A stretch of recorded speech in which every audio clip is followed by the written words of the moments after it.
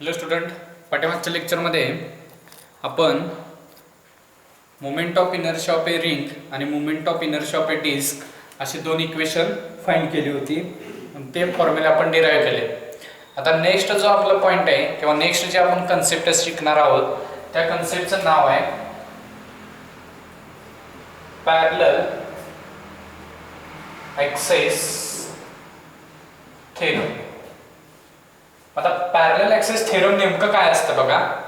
आता तुम्हाला जर एखादी बॉडी जर रिजेक्ट करायची असेल किंवा ती जर रोटेट करायची असेल तर ते बॉडीचा प्रकार कोणता लागतो तर रिजिड बॉडी.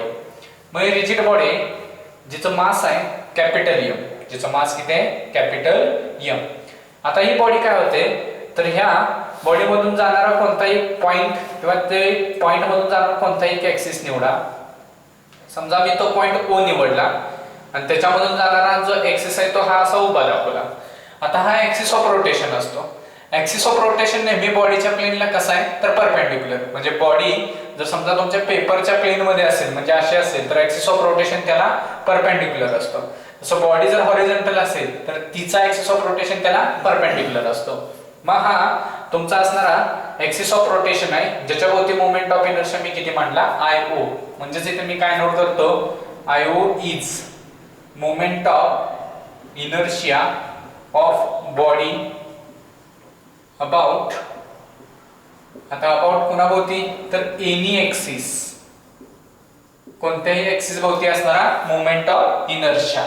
नेक्स्ट ह्या बॉडीमध्ये मी काय कन्सिडर केलं तर बॉडीमध्ये एक असा पॉइंट असतो की जिथं त्या पूर्ण बॉडीचं मास काय झालेलं असतं कॉन्सन्ट्रेट झालेलं असतं. म्हणजेच काय the point at which whole mass of the body supposed to be concentrated, such a point is called as a center of mass. म्हणजेच काय हा पेन आहे, ह्या पेनला मी जर इथं बांधलं तर तो असा खाली पडतो, परत इथं बांधलं तर थोडा उचलतो. बरोबर ह्याच्या मध्यावरती आणून जर मी याला बांधलं तर हा काय होतो बॅलन्स होतो. म्हणजे ह्याचं काय केलं जातं मास इक्वली डिस्ट्रीब्यूट झालं असं म्हणतो. म्हणजे ह्याचं मास काय तर इथं एकवटलेलं आहे. असं जो पॉइंट आहे त्याला काय म्हटलं जातं तर सेंटर ऑफ मास म्हटलं जातं. मग प्रत्येक बॉडीचा सेंटर ऑफ मास असतो. तसं ही एक बॉडी आणि ती ओबडधोबड आहे तरी सुद्धा हिला सेंटर ऑफ मास आहे आणि तो कुठे आहे ॲट पॉइंट. समजा मी सी पॉइंटला घेतला तर आता ह्या सी पॉइंट मधून जाणारा पण मी एक ॲक्सिस मांडला आणि तो कसा आहे तर बॉडीच्या प्लेनला परपेंडिक्युलर.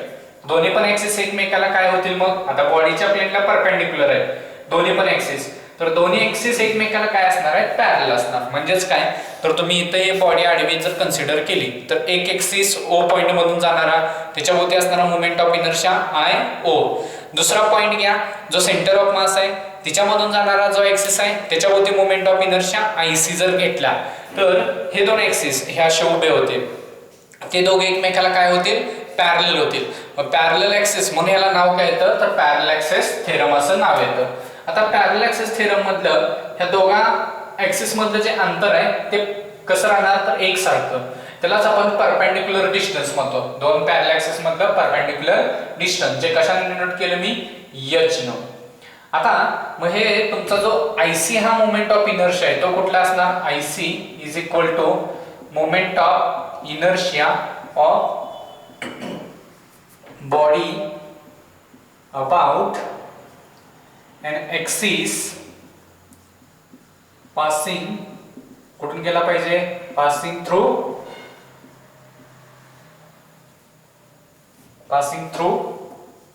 center of mass. परत H म्हणजे कोण आहे तर H म्हणजे perpendicular distance between कोणामधलं तर टू पॅरलल ॲक्सिस. म्हणजे हे जे दोन ॲक्सिस आहेत का याच्यामध्ये जे परपेंडिक्युलर डिस्टन्स आहे ते कशाने दाखवलं मी एच न. तर आपलं पॅरलल ॲक्सिस थेरम काय सांगतं आता स्टेटमेंट बघा.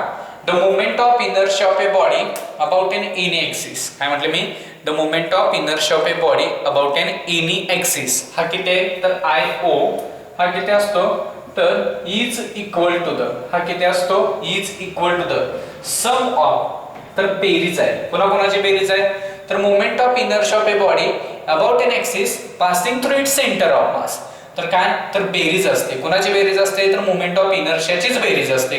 कुठला मोमेंट ऑफ इनर्शिया घ्यायचा तर त्या बॉडीच्या सेंटर ऑफ मास मधून जाणारा मोमेंट ऑफ इनर्शिया. मग सेंटर ऑफ मास मधून जाणारा मोमेंट ऑफ इनर्शिया किती होता तर आयसी. ह्या दोन्ही एक्सिस भोवती ती बॉडी काय होत होती रोटेट होत होती.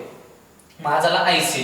ही बेरीज कोणा बरोबर आहे तर प्रोडक्ट बरोबर आहे. ही बेरीज कोणा बरोबर आहे तर प्रोडक्ट बरोबर आहे. कोणाच्या प्रोडक्ट बरोबर आहे तर त्या असणाऱ्या बॉडीचं मास आणि त्या दोन ऍक्सिस मधलं असणाऱ्या परपेंडिक्युलर डिस्टन्सचा स्क्वेअर. म्हणजेच काय आलं तर हे स्टेटमेंट असं सांगितलं जातं the moment of inertia of a body about an any axis किंवा the moment of inertia of a rigid body about an any axis is equal to the sum of moment of inertia of a body about an axis passing through its center of mass and product of mass of the body and square of distance between two axes. या दोन axis मधल्या डिस्टन्सचा काय असतो तो square असतो. असं हे याचं स्टेटमेंट आहे. मग हा झाला तुमचा एक पॉइंट. आता ह्याचं प्रूफ घ्यायचं आहे. हे स्टेटमेंट तुम्ही पुस्तकामध्ये बघू शकता. तुमच्या बोर्डच्या पुस्तकामध्ये हे स्टेटमेंट दिलेलं आहे. फक्त मी थोडक्यात तुम्हाला एक्सप्लेन केलं. आता हेच काय करायचं तुम्हाला तर ह्याचं प्रूफ द्यावं लागतं. बोर्डला 1 मार्काला स्टेटमेंट आणि 2 मार्काला याचं प्रूफ असा 3 मार्काचा क्वेश्चन तयार केला जातो. आता प्रूफ घेत असताना काय काय करतोय बघा आपण तर ह्याच्यामध्ये बराच चेंज घडून आणू म्हणजे याच्यात कन्स्ट्रक्शन करू. आता हा जो ऍक्सिस आहे ह्याला नाव देऊ MOP. काय नाव दिलं मी ह्याला MOP. आणि हा जो ऍक्सिस आहे ह्याला नाव दिलं ACB. मग आता मी काय करतोय तर ह्या बॉडीचा एक लहानसा पॉइंट कन्सिडर करतोय. म्हणजे मला प्रूफ काय आणायचा आहे IO is equal to IC plus MH square हे प्रूफ आणायचं आहे.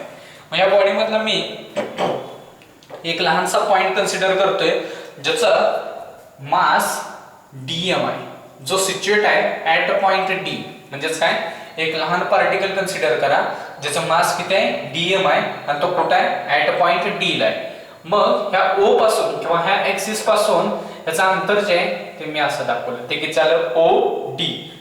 सिमिलरली सेंटर ऑफ मास मधून जाणारा जो ऍक्सिस आहे त्याच्यापासून मोमेंट ऑफ इनर्शिया काढण्यासाठी अंतर किती घेतोय मी तर CD. ही दोन अंतर झाली. आता एक मी याच्यामध्ये कन्स्ट्रक्शन करतोय. काय कन्स्ट्रक्शन करतोय तर draw a perpendicular from D on OC. D मधून OC वरती परपेंडिक्युलर टाकायचे. पण इथं मला शक्य नाही म्हणून मी काय करणार आहे ह्या OC ला पुढे एक्सटेंड करणार आहे आणि इथं एक परपेंडिक्युलर N पॉइंट मध्ये टाकली. कुठली परपेंडिक्युलर DN. म्हणजे हा राईट अँगल ट्रायंगल तयार झाला ज्याची CN ही व्हॅल्यू किती आहे x आहे. किती व्हॅल्यू आहे x मी मांडली इथे x अंतरावरती परपेंडिक्युलर टाकली. तर ही जी फिगर तयार होते ती अशी आहे. म्हणजे तुमच्या बुक मध्ये सुद्धा अशीच आहे फिगर. थोडंफार नावामध्ये किंवा नोटेशन मध्ये चेंज असू शकतो पण कन्सेप्ट तीच राहते. आता पुढे बघा हा जो ऍक्सिस आहे की नाही त्याच्यावरती असणारा मोमेंट ऑफ इनर्शिया किती आहे तर IO म्हणजे काय moment of inertia of a body about an any axis. हा जर कॅल्क्युलेट करायचा असेल तर आपण कसं कॅल्क्युलेट करणार तर IO इज इक्वल टू कसं कॅल्क्युलेट करतो आपण तर लहान पार्टिकल ज्याचं मास किती आहे DM ज्याचं अंतर ह्या ऍक्सिस पासून किती आहे आपण फॉर्म्युला बेसिक फॉर्म्युला काय घेतो मोमेंट ऑफ इनर्शियाचा I is equal to mr square. M म्हणजे काय त्या पार्टिकलचा असणारा मास आणि R म्हणजे काय तर ऍक्सिस ऑफ रोटेशन पासून असणारं अंतर. मग आता तुमचा पार्टिकल कुठे आहे तर ह्या D पॉइंटला आहे. हा ऍक्सिस आहे कुठला MOP. त्याच्याभोवती मोमेंट ऑफ इनर्शिया किती आहे तर IO. हा IO किती यायला पाहिजे तर मास इथं जसं मास आहे तसं मास इनटू डिस्टन्सचा square from axis of rotation. मग डिस्टन्स किती आहे बघा ऍक्सिस ऑफ रोटेशन पासून हे DM चं तर किती दिसतंय तुम्हाला OD. मग काय होणार OD चा स्क्वेअर झालं. मग हे झालं distance sorry moment of inertia for mass DM. मला पूर्ण बॉडीसाठी जर काढायचं असेल तर पूर्ण बॉडीसाठी काढण्यासाठी मी काय करणार याचं इंटिग्रेशन घेणार. म्हणजेच काय लहान पार्टिकल जसं आहे की नाही तसं पूर्ण बॉडीचे लहान लहान पार्टिकल एकत्र केले तर मला पूर्ण बॉडीचा मोमेंट ऑफ इनर्शिया मिळेल about an axis passing through point O. म्हणून मी काय केलं याचं इंटिग्रेशन घेतलं. सिमिलरली तुम्ही IC साठी सुद्धा फॉर्म्युला तसा तयार करू शकता. Moment of inertia about an axis passing through its centre of मास कितीला IC तर DM चं अंतर किती आहे बघा बरं DM अंतर किती आहे CD. म्हणून CD चा स्क्वेअर आणि सगळ्या बॉडीसाठी काढायचं असेल तर काय घेणार इंटिग्रेशन घेणार. आता हे दोन फॉर्म्युला जरा डोक्यात ठेवायचे. ठेवायचे, पुढे आपल्याला जाऊन हे वापरायचे. आता फिगर कडे या. आता या फिगर मध्ये काय काय बघा. आपण हा पहिला फॉर्म्युला घेऊया. I O is equal to integration of काय येतो आपला, तर ओडीचा स्क्वेअर डीएम, हे आपलं पहिलं इक्वेशन आहे. आता इन फिगर किंवा इन ट्रायंगल, मी कुठला ट्रायंगल लिहितोय बघा, in triangle O N D, O N D. कसला ट्रायंगल आहे ओ एन डी, तर राईट अँगल ट्रायंगल आहे. म्हणजेच काय, तर तो काटकोन त्रिकोण आहे. मग राईट अँगल ट्रायंगल जर असेल तर आपल्याला काय करता येतं, त्याच्यात पायथागोरसचं थेरम वापरता येतं. पायथागोरसचं थेरम आपल्याला काय सांगतं, तर हायपोटेनियसचा स्क्वेअर हा किती असतो, रिमेनिंग साइडच्या स्क्वेअरची ऍडिशन असते. मग आता in O N D hypotenuse कोण दिसतोय बघा, कर्ण कोण आहे, तर ओडी. म्हणून काय in triangle O N D मी काय वापरू शकतो, तर ओडी चा स्क्वेअर, ओडीचा स्क्वेअर हा किती येईल ओडीचा स्क्वेअर, तर ओडी स्क्वेअर इज इक्वल काय, O N plus N D, हे आहे का, ह्या दोघांच्या स्क्वेअरची ऍडिशन. म्हणजेच काय येणार, असं घेऊ, इकडून येऊ, डीएन चा स्क्वेअर प्लस एन ओ चा स्क्वेअर.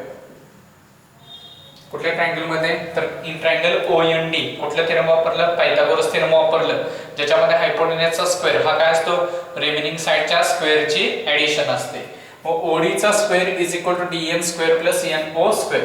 तसंच इन ट्रायंगल दुसरा एक ट्रायंगल घेऊया, C N D, C N D हा पण कसला आहे, राईट अँगल ट्रायंगल आहे. तर ह्याच्यामध्ये हायपोटेनियस कोण, तर सीडी, म्हणजेच सीडीचा स्क्वेअर इज इक्वल टू कोण येईल बघा बघू, सीएन चा किंवा इकडून येऊया डीएन चा square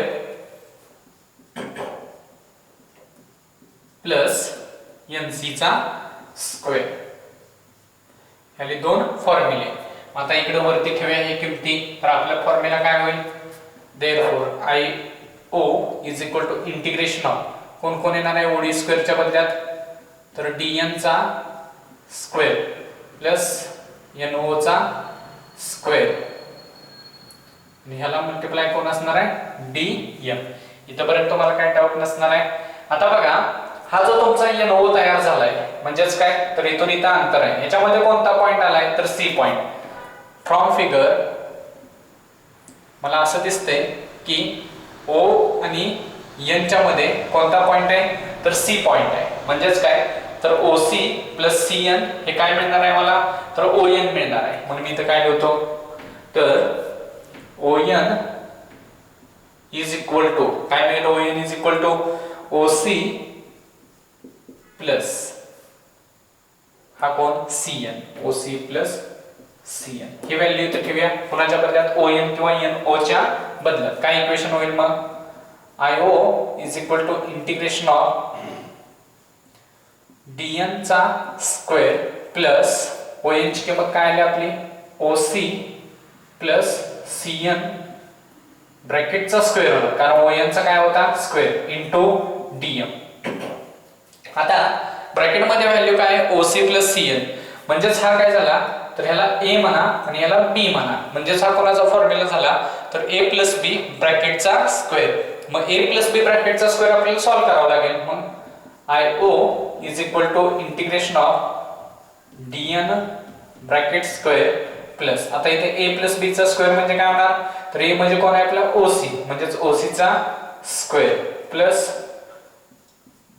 2AB OC into CN plus CN चा स्क्वेअर, आणि ह्या सगळ्याला मल्टिप्लाय कोण आहे, DM. आता बघा इथे काय आपण टर्म काढली होती, DN चा स्क्वेअर आणि NC चा स्क्वेअर ह्या दोघांची ऍडिशन घेतली तर CD चा स्क्वेअर मिळतो.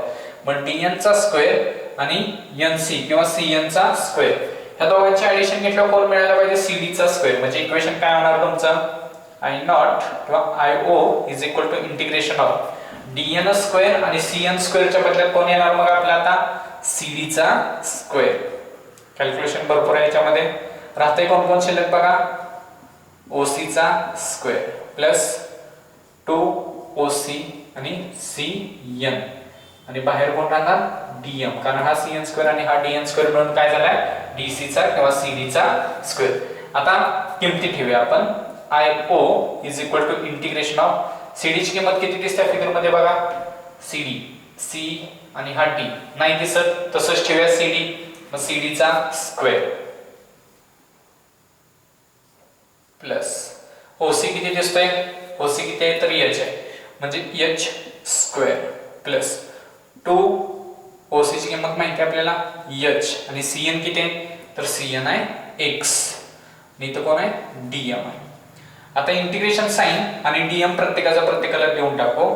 IO इज इक्वल टू काय मग इंटिग्रेशन ऑफ CD चा स्क्वेअर DM प्लस इथं काय येणार integration of H square DM plus integration of 2HX DM.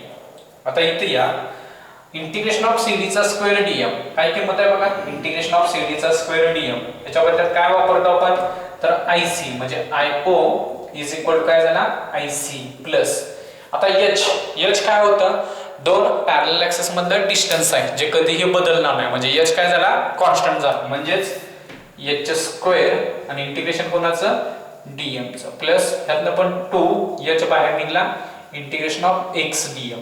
आता पुढे बघा X DM, X हे काय आहे तर अंतर आहे कोणाचं तर ह्या पार्टिकलचं, कुठून तर सेंटर ऑफ मास पासून.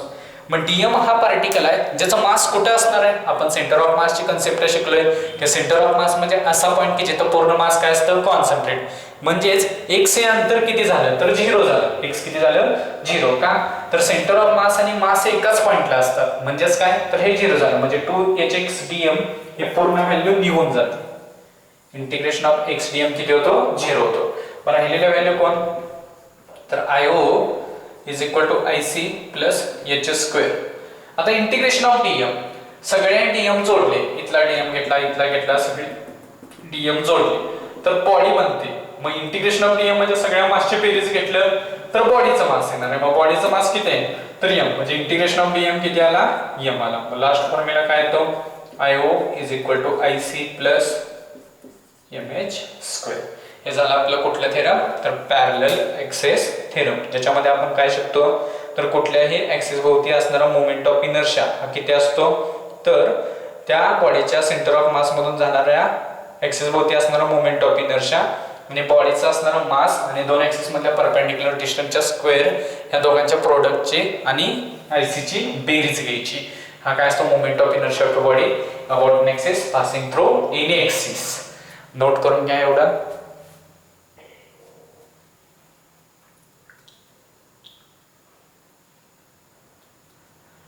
आता पॅरलल ऍक्सिस थेरम झालं की दुसरं थेरम असतं परपेंडिक्युलर ऍक्सिस थेरम. दुसरं थेरम कोणता आहे तर परपेंडिक्युलर ऍक्सिस थेरम. आता परपेंडिक्युलर ऍक्सिस थेरम मध्ये काय केलं जातं बघा तर एक लॅमिनार बॉडी म्हणली जाते. लॅमिनार बॉडी म्हणजे काय तर तुमच्या नोटबुकचं एखादं पेज घ्या, ते जे पेज आहे ते लॅमिनार ऑब्जेक्ट आहे, म्हणजेच काय त्याची जी विड्थ आहे ते विड्थ कमी असते पण एरिया जास्त असतो त्याचा. अशी एक बॉडी घ्या, मग किंवा झाडाचं एखादं पान घ्या, हे कसल्या बॉडी आहेत तर laminar body, plane laminar body आहेत त्या. मग आता अशी एखादी प्लेन लॅमिनार बॉडी तुम्ही घेतली आणि तिचा मोमेंट ऑफ इनर्शिया फाइंड करत असताना कोणतं थेरम वापरतो आपण तर परपेंडिक्युलर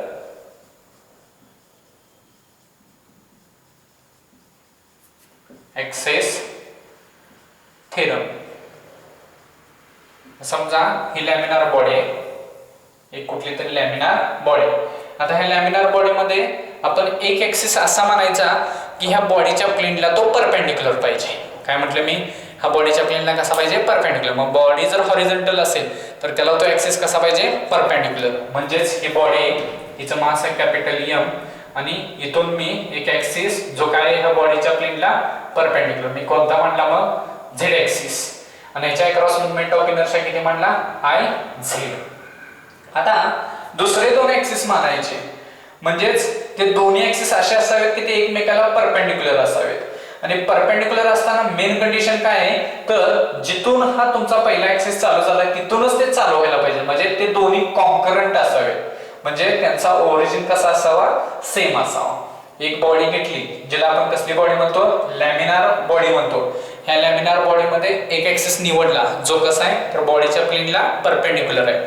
म्हणजेच कोणता ऍक्सिस घेतलाय मी झेड ऍक्सिस, ज्याच्यावरती मोमेंट ऑफ इनर्शिया किती आलाय माझा Iz आलाय. नेक्स्ट आता दुसरा ऍक्सिस मी निवडतोय जो ह्याच्यावर कॉन्करंट आहे आणि त्याला एक तिसरा ऍक्सिस निवडतोय, तो पण कसा आहे तर हा x आणि हा y, आणि हे दोघे एकमेकांना कशा पाहिजे म्युच्युअली परपेंडिक्युलर पाहिजे, आणि तिसऱ्या बरोबर पण कसे पाहिजे म्युच्युअली परपेंडिक्युलर. म्हणून याला कसला थेरम म्हटलं जातं परपेंडिक्युलर ऍक्सिस थेरम. बघा हे दोन x आणि y Iz किंवा z ऍक्सिस कसा घेतला होता आपण तर perpendicular to the plane of laminar object, आणि x आणि y कसे आहेत x and y हे कसे आहेत इन द प्लेन ऑफ, म्हणजे काय तर ते प्लेन मध्ये, कोणाच्या प्लेन मध्ये तर in the plane of laminar object. हे दोघं कसे आहेत तर त्या लॅमिनार ऑब्जेक्टच्या प्लेन मध्ये. तर थेरम काय सांगतं ते जो परपेंडिक्युलर ऍक्सिस आहे त्याच्या अक्रॉस असणारा मोमेंट ऑफ इनर्शिया हा किती असतो तर बाकीचे जे दोन ऍक्सिस आहेत त्यांच्या अक्रॉस असणाऱ्या मोमेंट ऑफ इनर्शियाची बेरीज असते. म्हणजे एक्स ऍक्सिस भोवती moment of inertia Ix, y भोवती Iy, बॉडी रोटेट होत होती, अशी बॉडी रोटेट होते. मग हा Iz जो आहे तो किती येतो Ix प्लस Iy. या फिगर मध्ये आपण z ऍक्सिस परपेंडिक्युलर मांडला म्हणून इक्वेशन कसं आलं Ix प्लस Iy. ज्या वेळेला तुम्ही x ऍक्सिस परपेंडिक्युलर मानता आणि y आणि z तिच्या प्लेन मध्ये असतील तर त्यावेळेला इक्वेशन काय होणार तर Ix is equal to Iy plus Iz. लक्षात काय ठेवायचं बघा, जो परपेंडिक्युलर आहे त्याचा असणारा मोमेंट ऑफ इनर्शिया बाकीच्या दोघांच्या मोमेंट ऑफ इनर्शियाची सम असते. लक्षात कसं ठेवणार, जो परपेंडिक्युलर आहे त्याचा मोमेंट ऑफ इनर्शिया कोणाला परपेंडिक्युलर पाहिजे तर बॉडीच्या प्लेनला परपेंडिक्युलर पाहिजे. अशा असणाऱ्या ऍक्सिस भोवती मोमेंट ऑफ इनर्शिया हा किती येतो तर रिमेनिंग दोन ऍक्सिस आहेत जे त्या ऍक्सिस बरोबर कॉन्करंट आहेत आणि बॉडीच्या प्लेन मध्येच आहेत, त्यांच्या असणाऱ्या मोमेंट ऑफ इनर्शियाची ऍडिशन येते. हे झालं परपेंडिक्युलर ऍक्सिस थेरम. आता नेक्स्ट लेक्चर मध्ये आपण काय करणार आहे तर हे जे सगळे पॉइंट शिकलोय म्हणजे परपेंडिक्युलर ऍक्सिस थेरम आणि पॅरलल ऍक्सिस थेरम याचे ऍप्लिकेशन ओरिएंटेड काही इक्वेशन्स करणार आहे जे बोर्ड साठी तुम्हाला 2-2 मार्कासाठी, काही इक्वेशन 1 मार्कासाठी स्टेट म्हणून येतात, ते इक्वेशन मी तुम्हाला काढून देणार आहे. हे नोट करून ठेवा.